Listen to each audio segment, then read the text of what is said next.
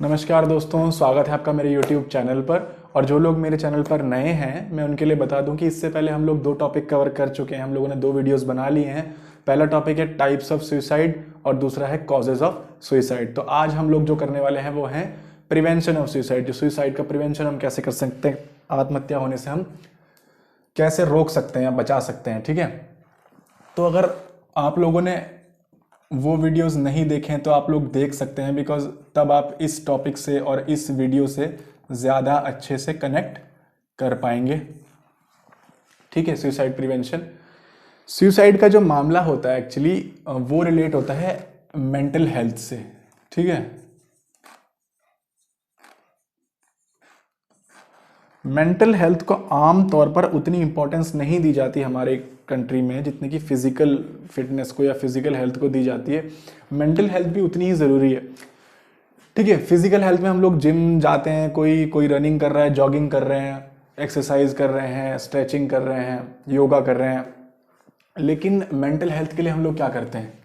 ठीक है, mental health के लिए तो हम लोग बहुत कम, आमतौर पर बहुत ही कम कुछ प्रयास करते हैं अलग से कि हमारी मेंटल हेल्थ बेटर कैसे हो। ठीक है, तो मेंटल हेल्थ जो है अगर किसी की खराब हो रही है तो कैसे पता लगेगा ये कि उसकी मेंटल हेल्थ खराब हो रही है या वो सुसाइडल थॉट्स में चला गया है? तो वो व्यक्ति जो है वो वार्निंग साइंस देगा, वार्निंग साइन देगा वो व्यक्ति। कैसे वार्निंग साइन देगा? वो व्यक्ति अकेले रहना पसंद करेगा, वो व्यक्ति समाज से कटेगा, वो व्यक्ति पब्लिक प्लेसेस में जाना पसंद नहीं करेगा, प्रेफरेंस देगा एकांतवास को, अंधेरे को प्रेफरेंस देगा, रोशनी को उसका मन नहीं होगा रोशनी में आने का, हंसेगा कम, बोलेगा नहीं ज़्यादा, या ऐसे बातें कह सकता है कि सेल्फ हार्म की बातें करेगा कि मैं ये कर लूँगा, वो कर लूँगा, नेगेटिव सेंस में बातें करेगा। इस तरीके से हम ये पता लगा सकते हैं कि वो वार्निंग साइंस देने लगा है। ठीक है, अगर कोई व्यक्ति कुछ ज़्यादा ही इस मामले में डीप चला गया, इस लेवल पे बहुत ज़्यादा, तो हम क्या कर सकते हैं? उसको हम कैसे समाधान करें उसका? ठीक है, तो जो हम कर सकते हैं उसे हम ऐसे देखते हैं कि मैं यहाँ पे लिखता हूँ WAIT, वेट। ठीक है, वेट क्या है? वेट मतलब इंतज़ार। ठीक है, तो वेट का मतलब यहाँ पे देखते हैं क्या है। हमारा पहले नंबर पे आया W। W का मतलब क्या है? W का मतलब है वॉच आउट। किसके लिए? क्या watch out? For warning signals या warning signs. Watch out for warning science.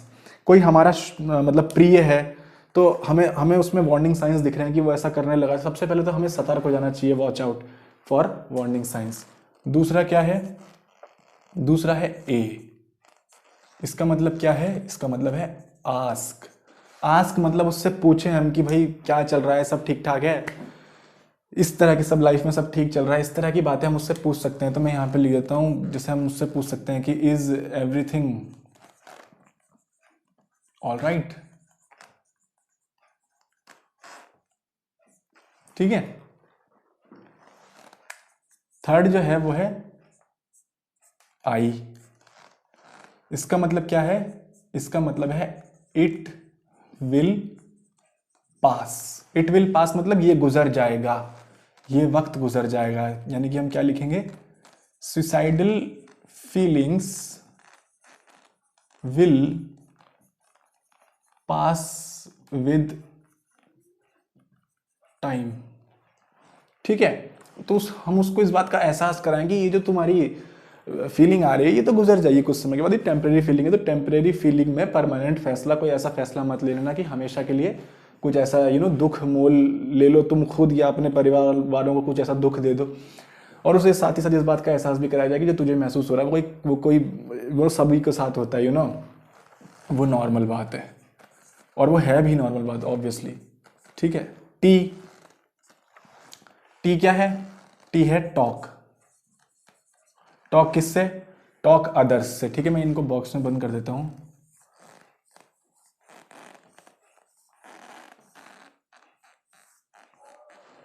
Talk किससे कर सकता है? वो टॉक अपने सभी फैमिली एंड फ्रेंड्स से वो टॉक कर सकता है, जो मैं मतलब टॉक टू अदर्स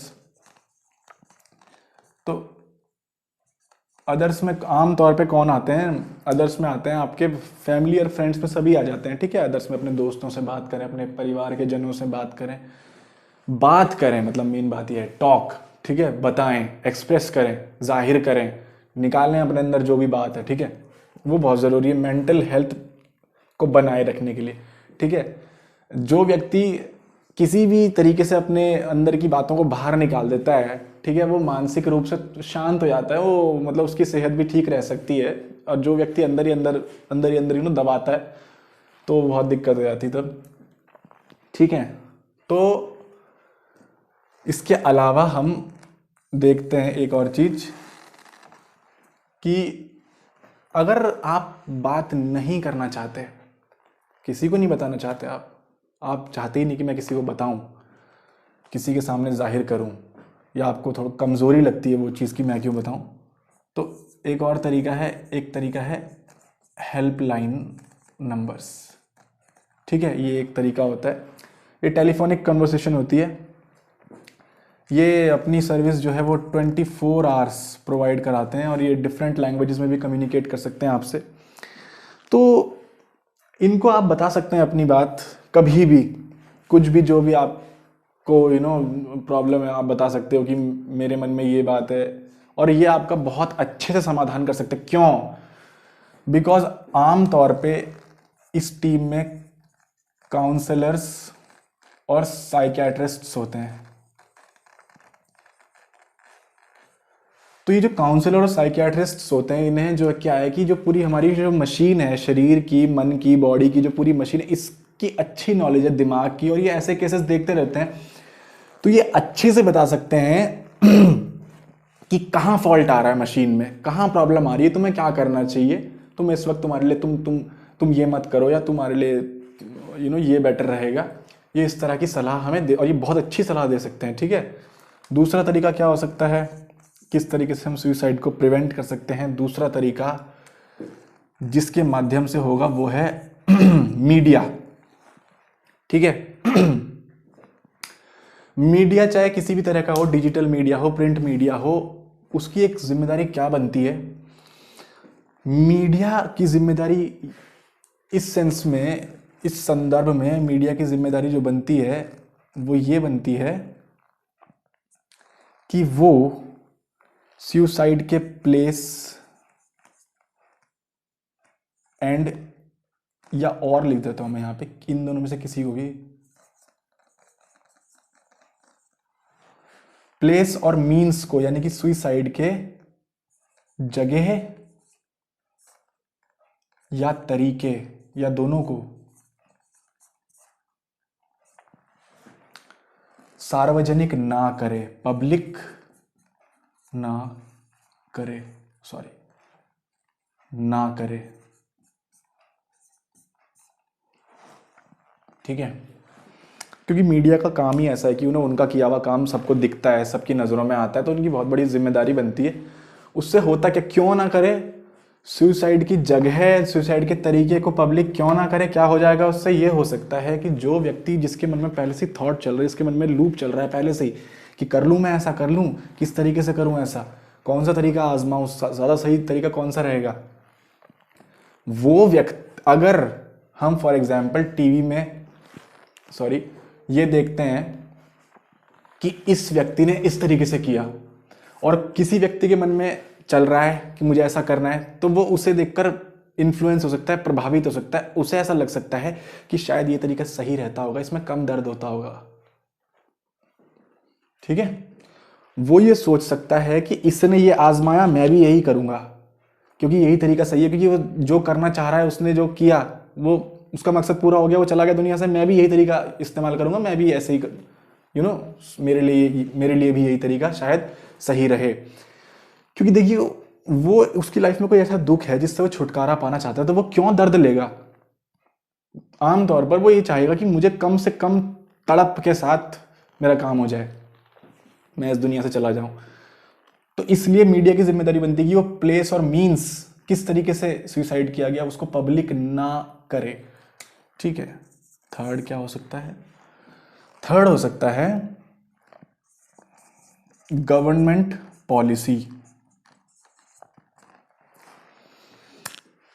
गवर्नमेंट एक ऐसी पॉलिसी निकाल सकती है जिसमें कि मेंटल हेल्थ एंड हाइजीन के प्रति स्कूल और कॉलेज में पढ़ने वाले बच्चों को, स्टूडेंट्स को अवेयर किया जाए, स्पेशली खास तौर पे अगर वो उनके सिलेबस में शामिल हो जाए तो। ठीक है, तो मैं यहाँ पे क्या लिख सकता हूँ कि awareness for mental health and hygiene in schools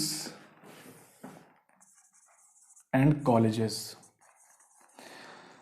देखिए इससे बहुत फ़ायदा होगा, बिकॉज व्यक्ति पहले से ही सचेत हो जाएगा कि मतलब वो एक उम्र से अगर हम स्कूल लेवल पर या अगर स्कूल पर भी ना हो कॉलेज पर ही हो जाए, बिकॉज क्या होता है ना कि एक एज में व्यक्ति की लाइफ जो है उथल पुथल भरी होती है एक टाइम पे, ख़ास तौर पे जब वो टीन एज में एंटर करता है कोई भी व्यक्ति। तो हम लोगों ने देखा होगा कि बच्चों की जो किताबें होती हैं, ठीक है, उसमें लिखा रहता है कि रेगुलरली हैंड वॉश करो या brush your teeth twice a day, इस तरह की बातें, कि मतलब फिजिकल हाइजीन बनाने की बातें तो लिखी हैं, ठीक है। लेकिन जब बच्चा बड़ा हुआ, उसके जीवन में कुछ चुनौतियां आई, कुछ सिचुएशंस आई जिसके बारे में उसे पता ही नहीं था कि यहाँ पे क्या करना है मुझे, ठीक है, और ना ही उस बारे में कोई बताता है, बात करता है, कोई नहीं करना चाहता। क्या करेगा वो तब? उसको खुद ही पता नहीं कि मेरे साथ क्या हो गया है, उसको खुद ही पता नहीं है कि ये क्या महसूस कर रहा हूँ मैं और इससे मैं निकलूँ कैसे, यही नहीं पता, कैसे पता होगा उसको? तो अगर पहले से ही उसको सचेत किया जाए, इशारों इशारों में, कहानियों के माध्यम से, किसी भी तरीके से उसे ये बताया जाए कि देखो ऐसा ऐसा होता है, या कोई कहानी बना के बताई जाए, तो वो कम से कम उस बारे में सचेत तो रह सकता है पहले से ही। ठीक है। फोर्थ तरीका जो है वो यही है कि उसे हम कह सकते हैं general awareness on mental health. ठीक है, एक सामान्य अवेयरनेस फैलाई जाए मेंटल हेल्थ को लेकर, यानी कि अपार्ट फ्रॉम, यहाँ पर तो टीचर्स बता रहे हैं या कुछ स्पेसिफिक कुछ लोग, लेकिन एक हमारी भी जिम्मेदारी बनती है सामाजिक तौर पर, ठीक है, एज अ सामाजिक प्राणी, कि हम भी अपने पड़ोस में, अपने आसपास में जो लोग कांटेक्ट में आ रहे हैं उनको इशारों इशारों में, किसी और इनडायरेक्ट वे में, तरीकों से उनको एक अवेयरनेस उनमें क्रिएट करें इस चीज़ मेंटल हेल्थ को लेकर। ठीक है, बच्चा जब शुरू से ही उसके प्रति जागरूक हो जाएगा तो ऑब्वियसली उसको बाद में डील करने में उतनी प्रॉब्लम नहीं आने वाली। ठीक है,